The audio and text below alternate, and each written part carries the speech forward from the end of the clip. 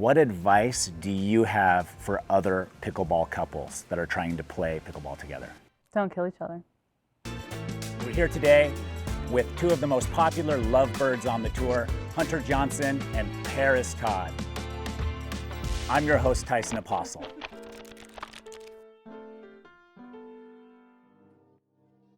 So last year in Atlanta, Parris lost a tough match to Annalie Waters, and then you came in and you stayed to cheer him on, and you won. You ultimately won. Is that difficult for you? Was there how do you change your mindset from probably disappointment to cheering Hunter on? At the end of the day, it's a sport that we play, right? Even though it's a career, there's things that are bigger. Relationships are more important than just a game, really. So regardless if it was a slam or not, him being in finals is a really big deal. And leading up to that point to Atlanta, he had a really hard time in singles and he wasn't doing his best, and especially coming from a previous tour and coming into PPA, he was used to winning all the time and then he was not.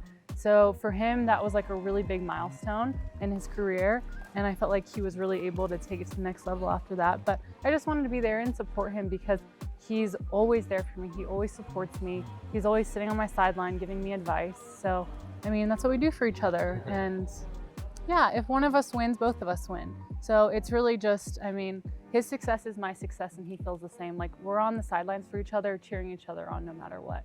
And whenever you win a title, I'm so proud of you, and I know all the hard work that you put in, and I know you do the same for me.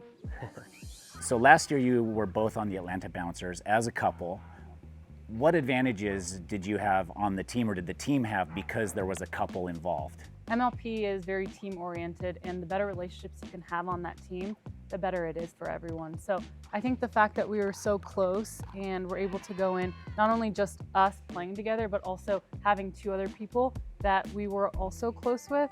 It's just the communication. I felt like even though our results weren't there, I felt like we were all, it felt like a family. In an MLP, that's really hard to find. And on my previous team that I had, we felt like a family, and we came out and we won the entire championship. So beat me, yeah, that's what was important. That was the most important. Yeah, yeah. When you're playing other lovers, I don't know, couples, whatever you say, are there things you pick on because you yourself are a couple? Do you notice quirks within their dynamic that maybe only you would recognize because you're also in a similar dynamic? We kind of know how it is to play on the court with each other and how sometimes it can be stressful, especially in matches where it's a little closer than others. I like to be the emotionally neutral part of the relationship. She might snap a couple times. If you see her on court, she's pretty fierce, which is a very good thing. But if you're on the wrong side of that, it can be a little dangerous. Okay. No, but we do a pretty good job of being together and supporting each other on court. Sometimes, I think we do a good job of hiding it, even though sometimes maybe we do quickly bicker, but we try to have we try to move on quickly from that as much as we can, because you don't want it to fester and then come after the match, we're arguing. We kind of have a deal where it's okay, after the match, okay, it's done, back to relationship. It's just as simple as that. We don't want to carry it on. But it is hard to play with your significant other. It is. Yeah, let's talk about that. It's, if you're playing with someone for the first time or the second time or whatever it is, even if you're playing with a normal partner, you don't have that same closeness of, we're always traveling with each other, we work in the same industry, we're always together, we're practicing. We really don't have a lot of separation with each other. So it's we're together all the time. So we try and mix it up and play with other people.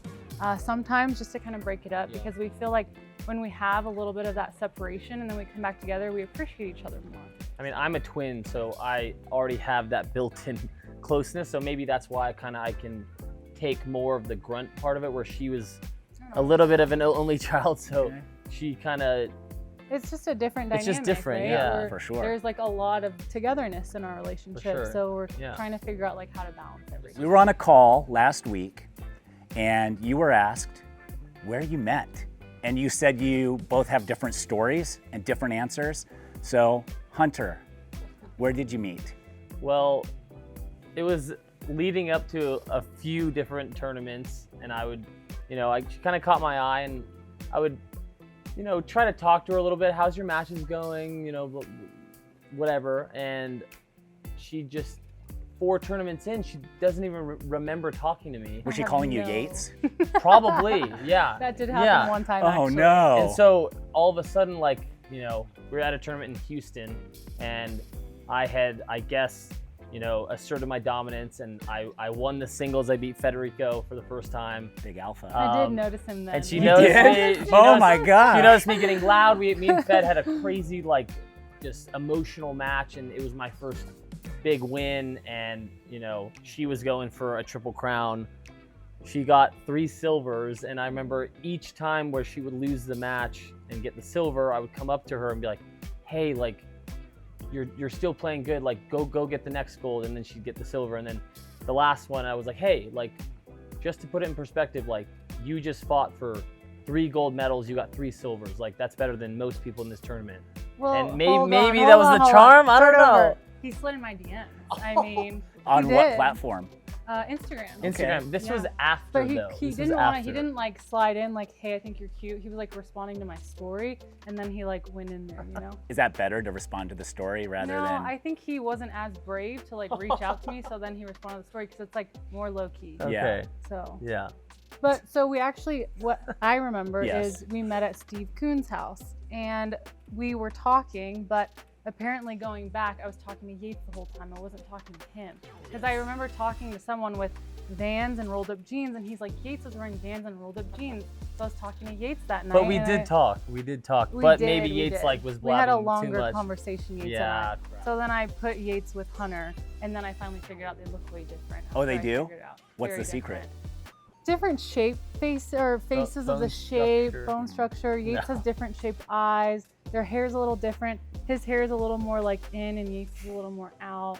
But once you get to know them, I'm taller. their That's the easiest personalities, one. they're so, they couldn't be further apart. What's your favorite memory as a couple on the pickleball court? I would have to say the Super Bowl commercial that we just did for Michelob Ultra. That was a great moment just because it's the Super Bowl commercial. Yeah. I mean, we're doing it together. You know, we're with these actors. We're, you know, getting directed by this infamous director for Super Bowls. And we get to be a part of it with the Michelob Ultra family because we were on the Atlanta Bouncers. So it was just kind of like this moment that came together perfectly, and we get to do it with pickleball, showcasing pickleball as a sport in the biggest sporting event in the world. And, you know, we get to be in it and part of it. It's Just being a part of growing Unbelievable. the sport alone, I mean, it's brought so much joy to our lives, and it's brought us together in our relationship. It's such a fun sport to be a part of, really, so we're so blessed. What advice do you have for other pickleball couples that are trying to play pickleball together? Don't kill each other.